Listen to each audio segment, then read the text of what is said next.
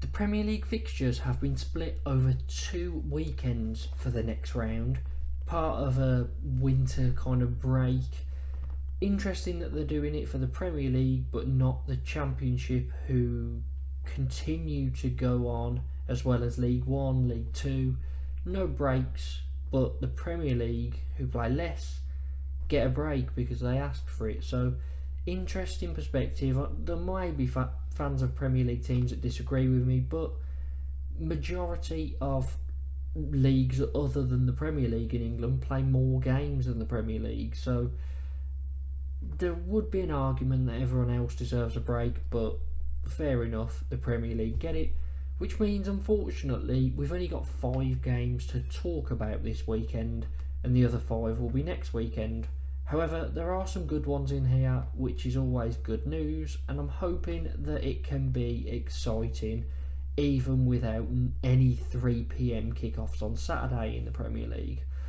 Before we get into it, make sure to like and subscribe. We got no scores right last weekend. Let's hope for one of these 5 to be banged on.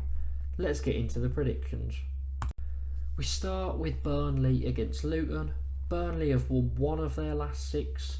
Luton have won 2.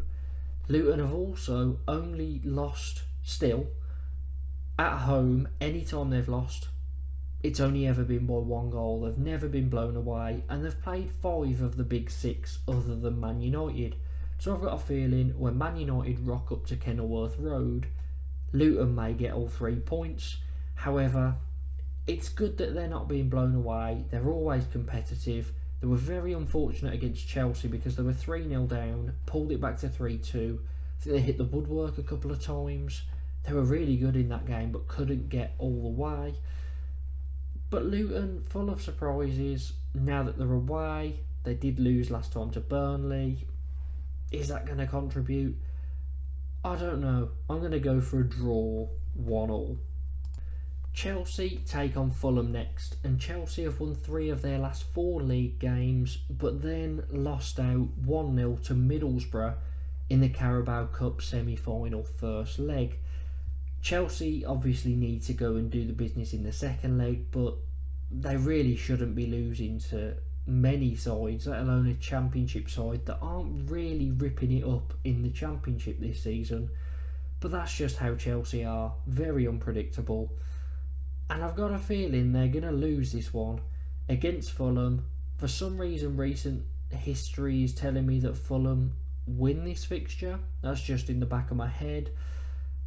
And Fulham aren't in the greatest form. Yes, they beat Arsenal 2-1 last time out in the league, but other than that, they've been pretty shaky. But I'm going to go against what I've just said and go for Chelsea to win, even though I think Fulham might do it. Something's telling me Chelsea have got to get it right at some point. They looked good a few months ago. I'm going to go for Chelsea to win 2-1. Newcastle take on Man City next. Newcastle have lost 5 of their last 6 league fixtures and lost 3 in a row. Yes, they beat Sunderland in the FA Cup. However, it's not really great in the league for them. And I'm worried about Eddie Howe's position. I know they've got a lot of injuries, but these owners have massive aspirations. And I do kind of feel that the moment Eddie Howe slips up, they may look to replace him. This is a tough fixture. Man City, since winning the Club World Cup, have won both their Premier League games. De Bruyne's now back from injury, as well as Doku. And they're only 5 points off the top of the table with a game in hand. I think Man City are going to win the league again. Everyone kind of said they were out of it. I kind of saw it, but you can never write City off. And I think they're going to go on a roll now and claim that title yet again. Man City to win 3-1. Let's go for a bit of a shock in Everton against Villa. Now, Everton were looking in good form, but 3 losses in a row.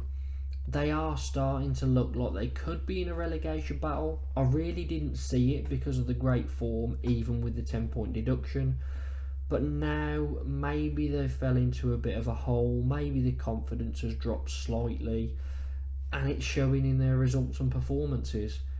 Villa, second in the league, brilliant at home. They haven't lost yet at Villa Park.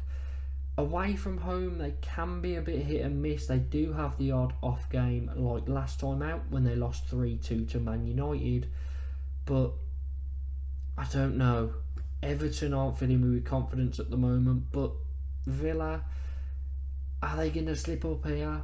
For some reason, I don't know why I'm doing this, but I'm going to go 1-1. Man United take on Spurs now as our last game of this weekend. Man United, you never really know which United side are going to turn up. Quite inconsistent, but they are sitting 8th, which is pretty decent considering what their performances have reflected this season, because based on what I've seen of them, other than that second half against Villa, they'd definitely be a bottom half side, so not too bad from United.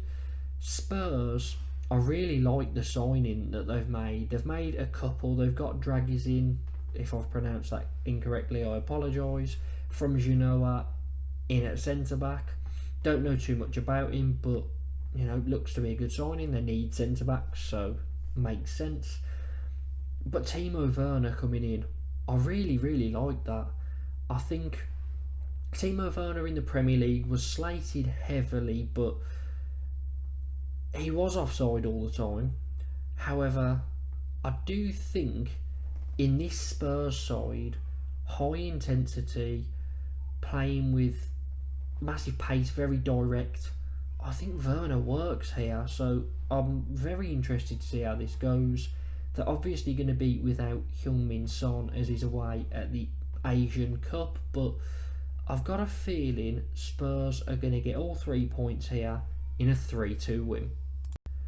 So that's it for round 21 of the Premier League Part 1.